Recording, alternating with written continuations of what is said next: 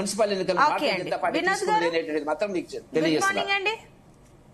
Good morning అమ్మా. Good morning. చూస్తున్నారు municipal elections కి ఎంత హడావిడి జరుగుతుందో. ఒక రకంగా చూస్తే పార్టీలన్నీ ఇది సెమీఫైనల్స్ గా భావిస్తున్నాయి.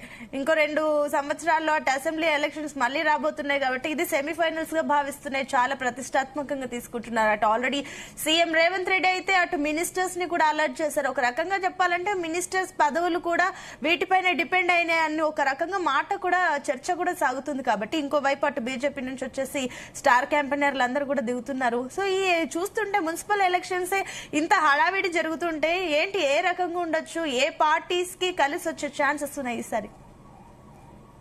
అంటే ప్రతి పార్టీ కూడా తన వ్యూహాలు ఎత్తుగడల రూపంలో ముందుకు పోతాయమ్మా. తప్పకుండా ఏ పార్టీకైనా కూడా వాళ్ళ వ్యూహాలు వాళ్ళకు ఉంటాయి. ప్రతి పార్టీ కూడా గెలవాలని అనుకుంటుంది, ఏది ఓడిపోవాలని ఏ పార్టీ అనుకో.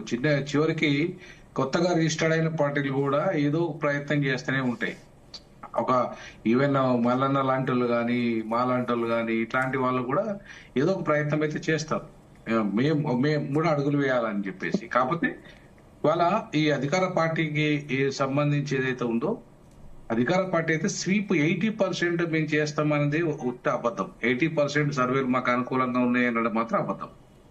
ఎందుకంటే 80% నీకు గ్రామ పంచాయతీలనే రాలేదు, నీకు మున్సిపాలిటీలు ఎట్లా వస్తాయి? మున్సిపాలిటీలో అంతో ఇంతో చదువుకున్న వాళ్ళు ఉంటారు, ఇంకా గ్రామాల కంటే కూడా మున్సిపాలిటీలో ఎక్కువ చదువుకున్న వాళ్ళు ఉంటారు, వాస్తవాలను ఎక్కువ గమనించే వాళ్ళు ఉంటారు, వాళ్ళు ఏం జరుగుతుందో కూడా తెలిసిన వాళ్ళు ఉంటారు. కాబట్టి ఇవాళ ఖచ్చితంగా ఇవాళ భారతీయ జనతా పార్టీ లాంటి పార్టీలు కూడా సిటీ ప్రాంతంలో ఎక్కువగా గెయిన్ అయ్యే అవకాశం ఉంటుంది.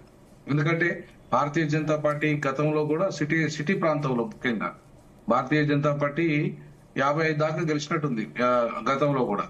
కాబట్టి ఇక్కడ అంటే ఇక్కడ జిహెచ్ఎంసీలో గతంలో గెలిచింది. కాబట్టి 48 దాకా గెలిచింది. సో కాబట్టి భారతీయ జనతా పార్టీ టౌన్లలో ఇవాళ ఇంకా పెరిగే అవకాశాలు కూడా ఉన్నాయి. ఎందుకంటే ఇంతవరకు కాంగ్రెస్ పాలన చూశారు, బీజేపీ మన బీఆర్ఎస్ పాలన చూశారు, కాంగ్రెస్ పాలన చూస్తున్నారు. అంటే ఒక ప్రత్యామ్నాయం భారతీయ జనతా పార్టీ కూడా ఒక ఆలోచన చేస్తారు. అయితే భారతీయ జనతా పార్టీని వ్యతిరేకించే వాళ్ళు కూడా లేరంటే ఉన్నారు, తప్పకుండా ఉన్నారు. ఎందుకంటే సిటీస్ లో ప్రధానంగా భారతీయ జనతా పార్టీలో కొంత దళితులు గాని, మైనార్టీలు గాని, క్రిస్టియన్లు గాని, వీళ్ళంతా కూడా ఒక ఐడియాలజికల్ గా భారతీయ జనతా పార్టీని వ్యతిరేకించే శక్తులుగా ఉన్నాయి, ప్రశ్నించే శక్తులుగా ఉన్నాయి. ఎందుకంటే చాలా వరకు ఇవాళ మీరు చూసుకుంటే పవన్ కళ్యాణ్ వచ్చినప్పటికీ కూడా ఆంధ్రాలో చాలా దళితుల మీద, మైనార్టీల మీద దాడులు జరుగుతున్నాయి ఆంధ్ర ప్రభుత్వంలో. సో అక్కడ చాలా వ్యతిరేకత వచ్చింది ఇప్పటికే అక్కడ టీడీపీ అంటే ఈ కూటమి ప్రభుత్వం మీద.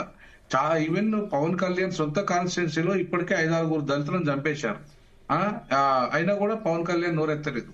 సో అక్కడ చాలా క్రిస్టియన్స్ ల మీద దాడులు జరుగుతున్నాయి. దాదాపు 50-60 చర్చిలను గొలగొట్టారు. అక్కడ ఉండిలో అయితే మరి ఆ డిప్యూటీ స్పీకర్ ప్రాంతంలో అయితే చాలా వ్యతిరేకత ఉంది. అక్కడ నేను కూడా వెళ్ళి రావడం జరిగింది. సో అంటే పవన్ కళ్యాణ్ గారు మీద పూర్తిగా అదే కంప్లీట్ గా బాగా చేస్తున్నారనే భావన అయితే అక్కడ ఏం లేదు ఆంధ్రప్రదేశ్ లో. మరి ఇప్పుడు ఆయన వచ్చి తెలంగాణలో ఏం చేస్తారు? తెలంగాణకు ఒక రకంగా తెలంగాణకు వ్యతిరేకమైన శక్తిగానే పవన్ కళ్యాణ్ చూస్తున్నారు తప్ప ఇంతలో అద్భుతాలు చేస్తాడు పవన్ కళ్యాణ్, తెలంగాణ ప్రజలంతా తెలంగాణ అస్తిత్వాన్ని పవన్ కళ్యాణ్ కాపాడింది అనేది ఇక్కడ చరిత్రలో ఇక్కడ లేదు.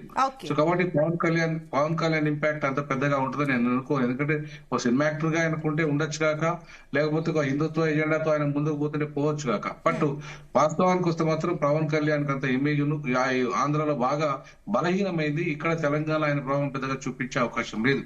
ఇక బీఆర్ఎస్ విషయానికి వస్తే బీఆర్ఎస్ ఖచ్చితంగా ఇప్పుడు ఈ ఎన్నికల్లో పుంజుకుంటుందని అనుకుంటున్నాను నేనైతే. ఎందుకంటే ఇప్పుడున్న 2 ఏళ్ల పాలనలో కాంగ్రెస్ మీద చాలా వ్యతిరేకత వచ్చింది, అవినీతి మరీ రాజ్యం వెళ్తున్నది, మంత్రులు ఆటల కోసమే కొట్లాడుకుంటున్నట్టుగా మనకు కనబడుతున్నది.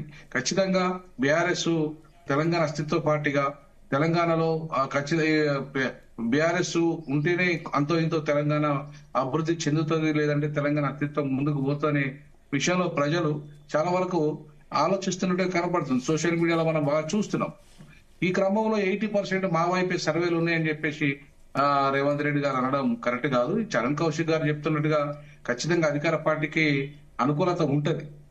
ఎందుకంటే వాళ్ళ ఇప్పుడు వాళ్ళు ఇచ్చే పథకాలు కానీ, అమలు చేసిన పథకాలు కానీ, లేదంటే వాళ్ళు ఇచ్చాడు కొంచెం డెవలప్ చేసిన ఇప్పుడు మున్సిపాలిటీలకు కేటాయించిన డబ్బులు కానీ లేదంటే ఇందిరమ్మ ఇల్లు కానీ ఇంకా ఇంకా అనేక ఇంపాక్ట్స్ అయితే ఖచ్చితంగా ఉంటాయి. అధికార పార్టీ కాబట్టి యంత్రాంగాన్ని కూడా చాలా బలంగా వాడుకుంటది. ఇప్పుడు ఇక్కడ ఇంతకుముందు మన తొట్ల స్వామి గారు చెప్పినట్టుగా అక్కడ వాళ్ళ అభ్యర్థులను బలవంతంగా కూడా ఇవాళ కాంగ్రెస్ వీళ్ళ అభ్యర్థిగా ప్రకటించి కాంగ్రెస్ అభ్యర్థిగా మళ్ళా ఇవాళ ఏకగ్రీవమైనట్టుగా తీర్మానాలు కూడా చేసిన చరిత్ర కనబడుతుంది.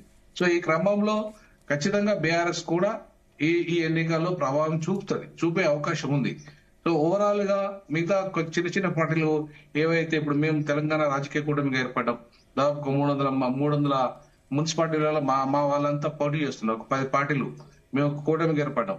సో కాబట్టి అక్కడ కూడా చిన్నగా మేము కొంచెం అక్కడిక్కడ ప్రభావం అయితే చూపించే కార్యక్రమంలో ఎవరికి నష్టం, ఏ పార్టీకి నష్టం జరుగుతుంది అనేది కూడా కొంత ఎన్నికల తర్వాత తెలిసే అవకాశం ఉంది. సో ఈ క్రమంలో